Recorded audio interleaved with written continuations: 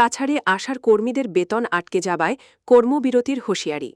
বৃহস্পতিবার সদৌ অসম আশা সংস্থা কাছাড় জেলা কমিটির সদস্যরা জানিয়েছে যে সোনাই পিএইচসির আশাদের ইনভেন্টিভ মার্চ থেকে জুন ২০২৬ পর্যন্ত বন্ধ রয়েছে। জেলার আশার কর্মীরা অভিযোগ করেছেন যে ৪ মাস ধরে বেতন না পাওয়ায় তাদের জীবনযাত্রায় বড় ধরনের সমস্যা দেখা দিয়েছে। কমিটির সভাপতি রেনু বেগম লস্কর বলেন, আমরা প্রতিদিনের দায়িত্ব ন্যায়নিষ্ঠার সঙ্গে পালন করে যাচ্ছি, তবুও সময় মতো ইনভেন্টিভ পাচ্ছি না। অনেকেই ৭৫ টাকা দৈনিক মজুরি পেলে কাজ করছেন।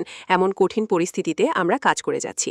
তিনি আরও জানান, যদি জুলাই মাসের প্রথম ১০ দিনের মধ্যে বকেয়া অর্থ প্রদান না করা হয় তবে সোনাই পিএইচসি থেকে শুরু করে কাছাড়ের প্রতিটি পিএইচসিতে কর্মবিরতি ও বৃহত্তর আন্দোলন করা হবে এবং আন্দোলনের সম্পূর্ণ দায়িত্ব সংশ্লিষ্ট কর্তৃপক্ষের ওপর থাকবে। আমরা সবাই আশা কর্মী, বিনা স্যালারি বিনা অ্যাপয়েন্টমেন্টে আমরা কাজ করিয়া স্বেচ্ছায় কাজকর্ম করিয়ে যাচ্ছি। প্রায় যত গ্রামের জন্ম থেকে মৃত্যু পর্যন্ত আমাদের উপরে দায়িত্ব।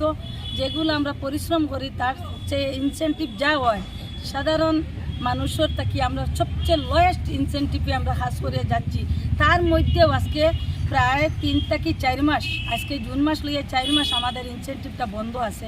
এখনও পর্যন্ত আমরা ইনসেন্টিভটা দেওয়া হচ্ছে না। তার জন্য আমাদের প্রবলেম হচ্ছে যে আমরা কিভাবে এইরকম ডিউটি করতাম, ডিউটি যাওয়া আসা গাড়ি ভাড়ার পর্যন্ত আমাদের প্রবলেম হয়েছে। তার জন্য এই যে ফিল্ডের লেভেল কাজ করতে করতে এমন অভ্যাস হয়েছে, ঘরের মধ্যেও আমরা কোনো ইনকাম নাই, গৃহস্থী নাই, সব কিছু বন্ধ করি আমরা স্বেচ্ছায় হেলথের উপরে আমরা স্বাস্থ্যকর্মী হিসাবে স্বাস্থ্য সেবা করিয়া যাচ্ছি।